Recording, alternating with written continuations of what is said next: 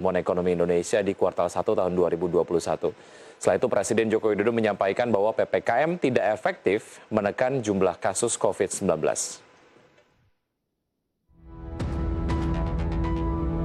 Setelah menerapkan pembatasan sosial berskala besar untuk menanggulangi sebaran kasus positif COVID-19, awal tahun ini pemerintah menerapkan pemberlakuan pembatasan kegiatan masyarakat atau PPKM.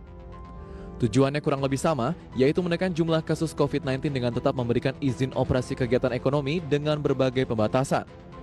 Sama seperti PSBB, PPKM juga dinilai memberikan dampak terhadap pertumbuhan ekonomi. Head of Macroeconomic and Financial Market Research Bank Mandiri, Dian Ayu Yustina mengatakan, pertumbuhan ekonomi di kuartal pertama tahun ini bisa tumbuh di bawah 1% year on year atau lebih kecil dari perkiraan sebelumnya. PPKM dinilai memberikan dampak kepada konsumsi masyarakat. Sebenarnya, pola tersebut juga sudah terlihat sejak tahun 2020, di mana konsumsi masyarakat nampak menurun di bulan yang ada pembatasan aktivitasnya. Sementara itu, Presiden Joko Widodo mengatakan pemberlakuan pembatasan kegiatan masyarakat atau PPKM tidak efektif dalam membendung pandemi corona. Bahkan Presiden Jokowi mengarahkan pembatasan yang lebih mikro. Presiden Jokowi sebelumnya mengevaluasi bahwa PPKM tidak efektif. Jokowi menyebut implementasinya tidak tegas dan tidak konsisten. Ini terlihat dari mobilitas masyarakat yang masih tinggi. Berbagai sumber IDX Channel. Ya, pemirsa, untuk bahas tema kita di paruh pertama di Market Review sudah terhubung melalui telepon. Ada Bapak David Sumual, Kepala Ekonom BCA. Selamat pagi, Pak David. Selamat pagi. Ya, terima kasih sudah bergabung bersama kami di Market Review dan sudah meluangkan waktunya, Pak David. Ya, semoga sehat selalu ya, Pak David. Oke, bicara mengenai tema kita hari ini mengenai dampak PPKM terhadap pertumbuhan ekonomi di kuartal 1 tahun 2021. Sejauh ini yang terbaca oleh Anda seperti apa, Pak David? Ya, memang ini juga baru diumumkan ya oleh BPS bahwa tahun lalu kita bisa dikatakan resesi, ya, karena tumbuhnya negatif 3 kuartal berturut-turut ya, dan kita hanya bisa tumbuh minus 2,07 ya. Dan di kuartal 4-nya kita minus 2,2%. Nah, di kuartal 1 itu memang pertumbuhan biasanya rendah. Jadi secara musiman itu pertumbuhan di kuartal 1-nya lemah. Kemarin di Desember sebenarnya juga ada pick up ya dari sisi aktivitas ekonomi. Ya, jadi itu lumayan baik lah di Desember ya. Tetapi untuk di kuartal 1 ini karena kita ada pembatasan lagi yang lebih restriktif ya. Nah, ini tentu akan berdampak pada pertumbuhan kuartal 1. Dan yang kedua juga kita melihat bahwa di kuartal 1 ini daya dorongnya juga melemah karena demand dari luar juga kelihatannya lemah ya. Karena banyak negara di kuartal 1 ini juga menutup atau melakukan restriksi yang lebih ketat lagi. Beberapa negara lockdown seperti Jerman, Inggris ya. Dan itu tentu akan mempengaruhi net ekspor kita. Ya. Jadi kelihatan memang di kuartal 1 ini satu pengaruh PPKM, pengaruh dari restriksi tadi, yang kedua juga global, tapi memang secara musiman memang pertumbuhannya memang dibandingkan kuartal-kuartal berikutnya itu akan lemah. Memang kuartal itu satu secara musiman itu lemah. Oke, artinya itu dengan asumsi dengan atau tanpa pandemi biasa di kuartal awal di setiap tahunnya pertumbuhan ekonominya melemah biasanya, begitu ya? Betul. Baik.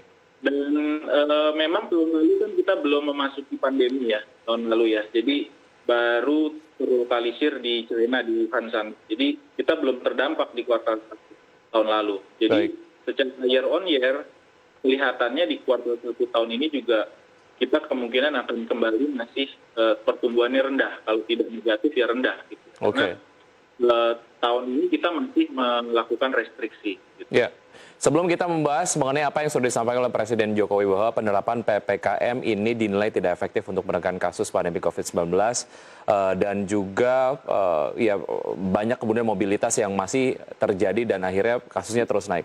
Saya ingin melakukan perbandingan, Pak David, antara dampak ekonomi yang ditimbulkan oleh PPKM dan juga PSBB lah di tahun 2020. apakah ini kemudian dampaknya tidak terlalu parah dikategorikan atau mungkin lebih parah dibandingkan dengan PSBB? Ya, ini sebenarnya mirip ya, tapi kalau PSBB itu memang yang PSBB ketat yang kita lakukan di kuartal 2 tahun lalu, itu memang kan sama sekali ditutup ya, usaha ya misalnya, terus juga perkantoran juga ditutup. Kalau sekarang kan masih bisa 25%, dan juga pertokoan dibuka sampai jam 7 ya, atau mall. Jadi masih ada mobilitas dibandingkan yang kuartal 2 tahun lalu itu kan di 2020 kita hanya tumbuh, bukan tumbuh, negatif kita, minus 5,3%. Jadi paling dalam memang pengaruhnya, dan kita tahu bahwa Indonesia ini memang beda dengan negara-negara lain. Indonesia ini ekonominya itu dominan dipengaruhi oleh sektor konsumsi. 56-57%-nya itu sektor konsumsi. Jadi kalau tidak ada mobilitas sama sekali, ya otomatis pertumbuhan akan sangat rendah ya. Baik. Seperti 3 kuartal ini kan juga yang membuat negatif itu sebenarnya dari sisi sektor konsumsinya. Karena kalau dari sektor belanja pemerintah masih bagus, naik ekspornya positif karena importnya turun dalam sekali ya. Lalu juga investasi sebenarnya relatif masih cukup baik gitu ya. Ya, ini terlihat dari realisasi investasi yang beberapa waktu yang lalu disampaikan oleh BKPM. Oke, Pak David, kalau dilihat dari apa yang tadi disampaikan di paket liputan di awal segmen, bahwa kemudian pertumbuhan ekonomi di kuartal 1 tahun 2020 akan di bawah 1%. Melihat indikator-indikator yang ada, artinya most likely akan terjadi. Ya, kemungkinan masih rendah ya. Kemungkinan besar bisa saja kita masih akan negatif ya. Karena tahun lalu kan kita belum memasuki pandemi ya. Jadi pertumbuhan masih positif tinggi sekali. Jadi mungkin kuartal 2 atau kuartal 2, kuartal 3, kuartal 4 tahun ini baru kemungkinan kita akan memasuki pertumbuhan yang positif karena low base effect ya, faktor low base ya. Baik. Ada perubahan di pola konsumsi masyarakat pada saat dilakukan pembatasan-pembatasan. Apakah itu PSBB dan juga PPKM begitu. Ada juga sebetulnya stimulus-stimulus yang diberikan oleh pemerintah untuk tetap mempertahankan daya beli dari masyarakat. Tapi kemudian itu dinilai tidak efektif karena masyarakat tidak serta-merta membelanjakan uangnya yang kemudian diberikan berupa stimulus oleh pemerintah begitu. Nah, Anda melihat ini seperti apa, Mas David? Apakah sebetulnya ini karena memang dari masyarakat sendiri secara psikologis belum terlalu yakin, sehingga kepercayaan diri dalam spendingnya juga belum meningkat atau seperti apa? Ya, kalau belanja non durable memang masih lemah ya. Jadi tapi kalau untuk kebutuhan sehari-hari, bahan pokok, kebutuhan primer itu relatif sebenarnya sudah mengalami normalisasi ya.